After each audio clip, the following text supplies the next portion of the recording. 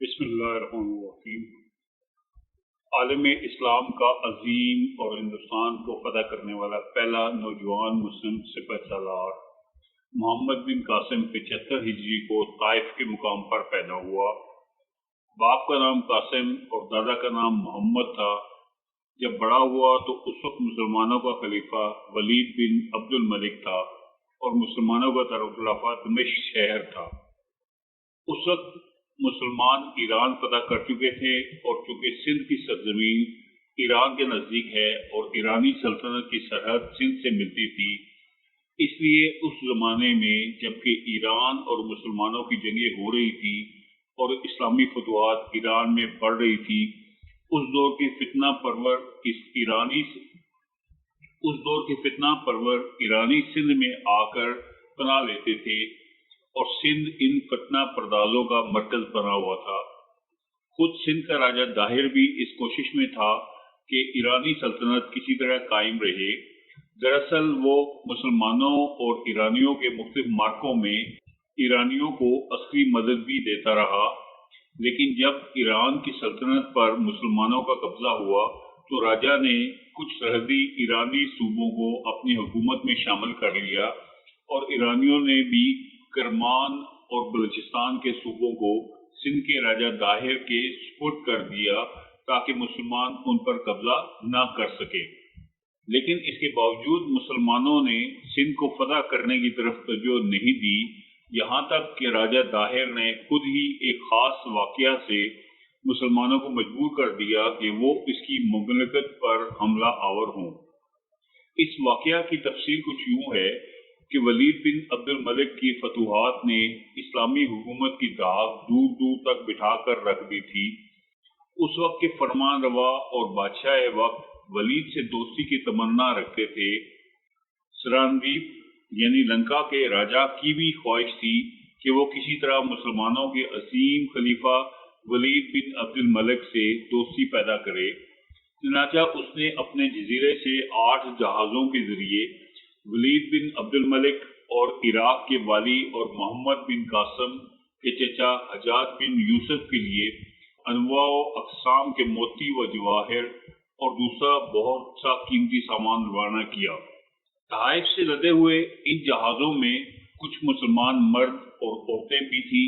جو کعبہ شریف کی زیارت کے لیے اور کچھ دمشق شہر کا سفر کر رہے تھے۔ جب جہازوں کا وہ قافلہ سمندر کے اندر سفر کر رہا تھا تو سمندر کے اندر ہواؤں کے طوفانوں نے ان جہازوں کو بے قابو کر کے دیبل شہر کے ساحل پر پہنچا دیا۔ اس وقت دیبل شہر سندھ کی بندرگاہ اور راجہ داہر کے علاقے کا مشہور شہر تھا۔ یہاں راجہ داہر کا ایک گورنر اور سپہ سالار رہا کرتا تھا۔ یہاں قزاقوں کے ایک گروہ نے جسے نکامرہ کہتے تھے اور وہ دیبل کے باشندے تھے، ان جہازوں پر قبضہ کر کے ان جہازوں کو لوٹ لیا اور مردوں اور عورتوں کو گرفتار کر کے سارے سامان اور جواہرات پر قبضہ کر لیا۔ کچھ مورخین یہاں یہ بھی لکھتے ہیں کہ جو لوگ مسلمانوں کے جہازوں پر حملہ آور ہوئے اور انہیں لوٹا وہ مید قوم کے افراد تھے۔ مورخین یہ بھی قیاس آرائی کرتے ہیں کہ ہو سکتا ہے مید نکامرہ قوم کا کوئی ذیلی قبیلہ ہو، اس لیے کہ دیبل شہر دراصل مید قوم کا مرکز تھا، اور یہ بھی کہا جاتا ہے کہ یہ دیبل کی بندرگاہ کے علاوہ حکمران سندھ کاٹھیا واڑ کے ساحل پر رہنے والی ساری قومیں جن کا پیشہ لوٹ مار اور قذاقی تھا، ان سب کو مید ہی کہا جاتا تھا۔ سندھ پر محمد بن قاسم کے حملہ آور ہونے سے پہلے مکران کا علاقہ مسلمانوں کے قبضہ میں تھا، اور مکران کے مسلمان حاکم ابن عمر کے بارے میں لکھا ہے کہ اس نے پہلے تو شمالی پہاڑی علاقے پر حملہ کر کے فتح حاصل کی،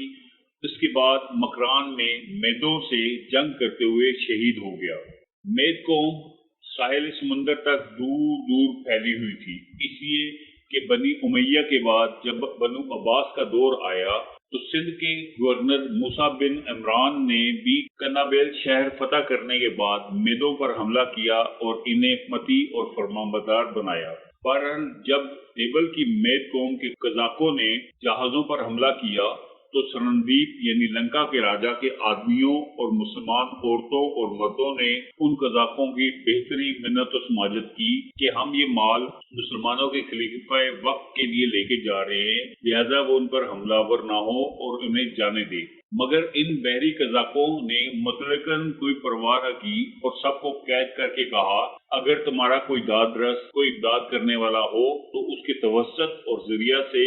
खुद को खुद ही खरीद लो। कहते हैं इस मौका पर एक मुसलमान औरत ने चीखते हुए अपने खुदावंद कद्दूस के बाद बुलंद आवाज में कहा, या हजाज अगनानी, ए हजाज मेरी मदद करो।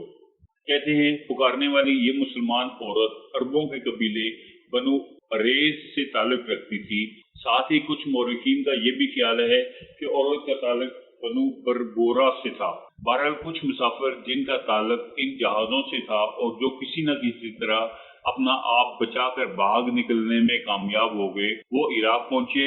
उस वक्त खलीफा वलीद बिन अब्दुल मलिक की तरफ से इराक का वाली हजाज बिन यूसुफ था। बचकर निकलने वाले इन लोगों ने इराक पहुंचकर जहाजों को लूटने और मुसाफिरों को कैद करने की इतला इंतहाई दर्दनाक अंदाज में हजाज को पहुंचाई और यह भी कहा कि उस वक्त जब डाकू मुसलमानों को गिरफ्तार कर रहे थे और औरतों पर जुल्म तोड़े जा रहे थे, एक औरत ने बेख्तियार या हजाज अगनानी, ए हजाज मेरी मदद को पहुंचो पुकारा।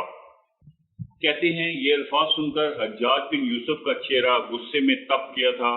आंखें कहर और आग बरसा गई थी। दहाड़ती हुई आवाज में उसने तकरीबन चिल्लाते हुए कहा, लब्बैक लब्बैक, यानी मैं हाजिर हूँ। ये भी कहा जाता है कि ये वाकयात सुनकर हज्जाज बिन यूसुफ बेहद मुतासर हुआ और आबीदा सा होकर रह गया था। इस हादसे की इत्तला मिलते ही हज्जाज बिन यूसुफ फौरन हरकत में आया और उसने फिलफोर सिंध के हुक्मरान राजा दाहिर को एक खत लिखा। ये खत उसने मकरान में अपने हाकिम मोहम्मद बिन हारून को भेजा और मोहम्मद बिन हारून के नाम भी एक खत लिखा और उससे ताकीद की कि ये राजा दाहिर के नाम जो खत है वो राजा दाहिर तक पहुंचाया जाए। हज्जाज बिन यूसुफ ने मकरान के अपने वाली मोहम्मद बिन हारून को ये भी ताकीद की कि जब वो खत जो मैंने दाहिर के नाम लिखा है तुम्हारे पास पहुंचे तो अपने किसी मोतबर अफसर को उस कासद के साथ रवाना करना जिसके हाथ में खत भेज रहा हूं और उन्हें राजा दाहिर की तरफ रवाना करना और राजा दाहिर से कहा जाए कि वो उन तहाइफ को जो खलीफा के लिए लंका के राजा ने भेजे थे और उन बेवाओं, यतीमों, हाजियों, मर्दों और औरतों को आजाद कर दे जिन्हें देबल की बंदरगाह पर कैद कर लिया गया है। हज्जाज बिन यूसुफ ने सिंध के राजा दाहिर के नाम जो खत लिखा उसकी तफसीर कुछ इस तरह से थी, हमारे मुल्क के लोग जो तुम्हारे इलाके में कैद कर लिए गए हैं उनको बाइज्जत तरीके पर वापस करो और मालो असबाब का जो कुछ नुकसान हुआ है उसका तावान अदा करो। ये खत जो हज्जाज ने राजा दाहिर के नाम लिखा था, इस पर हज्जाज बिन यूसुफ ने अपने दस्तखत सबत किए। ये खत जिस कदर माकूल और शरीफाना अंदाज में लिखा गया था उसका जवाब भी उस कदर माकूल होना चाहिए था, लेकिन राजा दाहिर ने इस खत का जवाब निहायत बेपरवाही और फरेब से दिया। उसने कहा, ये काम मेरा नहीं बल्कि बहरी डाकुओं और कज़ाकों का है जिनसे मेरा कोई ताल्लुक और वास्ता नहीं।